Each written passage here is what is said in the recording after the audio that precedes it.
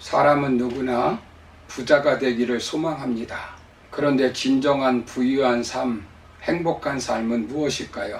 하나님이 주시는 가나안 땅을 통하여 진정한 행복한 나라는 어떤 나라인지를 본문에서 잘 말씀하고 있습니다.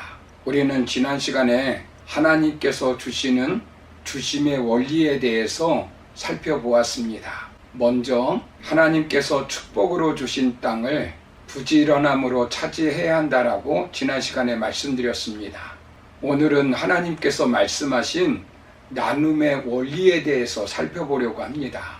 하나님이 우리에게 은혜로 주신 것을 공평, 공정하게 나누어야 합니다. 성장과 분배는 균형이 맞춰져야 더불어 행복한 나라, 잘 사는 나라가 될 수 있습니다. 하나님은 땅을 지배하며 모든 땅을 차지하라고 말씀하지 않습니다. 하나님은 분배에 대해서 관심을 가지고 계십니다. 한 개인이 80개를 가지고 99명이 20개를 가지고 나눠서 살기를 원하지 않습니다. 은혜로 주신 땅을 어떻게 분배하라고 말씀합니까? 이스라엘 백성들이 땅을 분배하는 내용이 본격적으로 기록되어 있습니다. 8절부터 33절까지는 요단 동편 땅을 분배하는 내용입니다.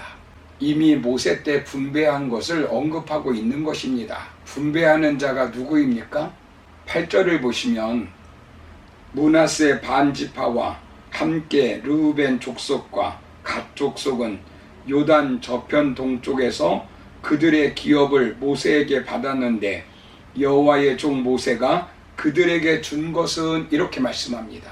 모세가 준 것이라고 말씀합니다. 모세가 이전에 살아있을 때 이미 요단 동편에서 나누어진 땅입니다.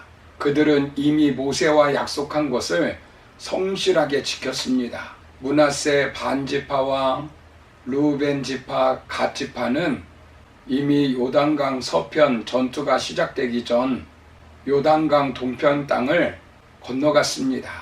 그리고 그들은 자기 땅을 이미 차지했다고 가나안 서편 정복 전쟁에 참여하지 않은 것이 아니라 전투 맨 선봉에 서서 전쟁에 임하였습니다. 가나안 땅을 다 점령한 후 자신들의 땅으로 돌아가겠다고 이야기했는데 그 약속을 신실하게 지켰으므로 요단 동편 땅을 정식적으로 주는 것입니다. 약속에 신실하신 하나님께서 그 약속대로 이루시는 것입니다. 분배 원칙이 무엇입니까? 15절을 보시면 모세가 르우벤 자손의 지파에게 그들의 가족을 따라서 기업을 주었으니라고 말씀합니다. 23절까지 르우벤 지파에게 주신 땅입니다. 원칙은 그 가족대로입니다. 갓 지파에게는 어떤 원칙이 적용됩니까? 24절을 보시면 가족대로입니다. 므낫세 반지파에게 어떤 원칙이 적용됩니까? 마찬가지로 31절을 보시면 가족대로입니다. 반복적으로 그 가족대로를 강조하고 있습니다. 즉 공평하게 나누어 주었다는 것입니다. 얼마나 전투에 공을 세웠느냐, 얼마나 능력이 있느냐, 얼마나 배웠느냐, 그것이 기준이 아닙니다. 인맥이나 학맥, 지맥으로 나누는 것이 아닙니다. 식구 수대로 나누어 주는 것입니다. 공평성이 훼손되지 않는 것입니다. 최초의 나눔은 능력대로 주는 땅이 아니었습니다. 지배는 능력에 의해 좌우되었습니다. 14장 1절 이하를 보시면 가나안 서편 땅을 분배하는 장면이 기록되어 있습니다. 분배의 원칙이 무엇입니까? 1절을 보시면 종교 지도자 제사장 엘르아살과 정치 지도자 여호수아 그리고 각 지파 족장들이 참여하고 있습니다. 분배 방식은 무엇입니까? 2절을 보시면 제비를 뽑았습니다. 제비를 뽑아서 공정하게 시행하는 것입니다. 이것은 무엇을 의미합니까? 땅에 대한 하나님의 절대 주권을 인정하는 것입니다. 인구 비례제와 제비 뽑기를 통하여 공평과 공정에 입각하여 땅을 나누되 실제적으로 하나님의 주권을 인정하는 것입니다. 제비 뽑기는 하나님의 뜻을 알아내고 실행하기 위해서 하는 방법입니다.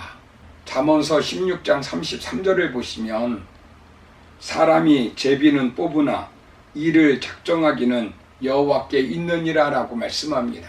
이것은 이미 하나님께서 지시한 방법입니다. 기업의 크기는 각 지파의 숫자대로 민수기 33장 53절 54절을 보시면 그 땅을 점령하여 거기 거주하라. 내가 그 땅을 너희 소유로 너희에게 주었음이라. 너희의 종족을 따라 그 땅을 제비 뽑아 나눌 것이니 수가 많으면 많은 기업을 주고 적으면 적은 기업을 주되 각기 제비 뽑은 대로 그 소유가 될 것인즉 너희 조상의 지파를 따라 기업을 받을 것이니라 라고 말씀합니다. 분배의 방법은 제비 뽑기의 방법, 이것을 택하라는 것입니다. 그런데 여호수아는 그대로 시행하였습니다. 사람이 늙으면 노욕이 생기는 것이고 집착력이 생긴다고 합니다. 고대의 땅은 대부분 누구의 소유였습니까? 정복자의 소유가 됩니다. 우리나라 고대 사회를 보십시오. 구한말까지 왕들의 소유였습니다. 일부 권력자들의 소유였습니다. 오늘 우리나라 사회는 어느 정도 성장하였습니다. 함께 축복을 누려야 합니다. 토지는 내 것이 아닙니다. 레위기 25장 23절을 보시면 토지는 다 내 것임이라 너희는 나그네요 우거하는 자로서 나와 함께 있느니라 라고 말씀합니다. 땅은 하나님이 만드셨고 하나님의 것입니다. 우리는 나그네요 청지기에 불과합니다. 때가 되면 다 놓고 가는 것입니다. 여호수아도 자신이 지도자이기 때문에 자신이 좋은 땅을 차지하고 싶은 마음도 있었을 것입니다. 그리고 그 많은 땅을 자손들에게 물려주고 싶은 마음도 있었을 것입니다. 그러나 그렇게 하지 않았습니다. 땅은 하나님의 것임을 인정하고 가나안 땅은 하나님께서 선물로 주신 땅임을 인정하고 청지기로서 공평과 공정의 원리대로 분배하여 더불어 사는 삶을 구현하였습니다. 사랑하는 성도 여러분, 하나님께서 안식년을 두어 땅을 쉬게 하고 희년이 되어 다시 원주인에게 돌려주게 하였습니다. 그러나 하나님의 명령대로 이스라엘은 시행하지 않았습니다. 하나님의 경제 분배, 정의가 실현되지 않았습니다. 결국 가나안 땅에 그 땅을 빼앗겼습니다. 진정 더불어 함께 행복한 사회, 참 안식을 누리는 사회를 만들기 위해서는 하나님의 나눔의 원리, 경제 긍휼의 원리, 경제 나눔의 원리를 실천해야 합니다. 오순절 초대교회 성도들은 하나님의 원리대로 나눔의 원리를 사용하였습니다. 자신들이 가지고 있는 것들을 어려운 이웃들과 나누며 생활하였습니다. 하나님의 나눔의 원리를 실천한 것입니다. 그러므로 우리는 하나님께서 은혜로 주신 것을 공평 공정하게 나누어 하나님을 기쁘시게 하는 삶을 살아가는 저와 여러분의 삶이 되기를 주님의 이름으로 축원합니다. 감사합니다.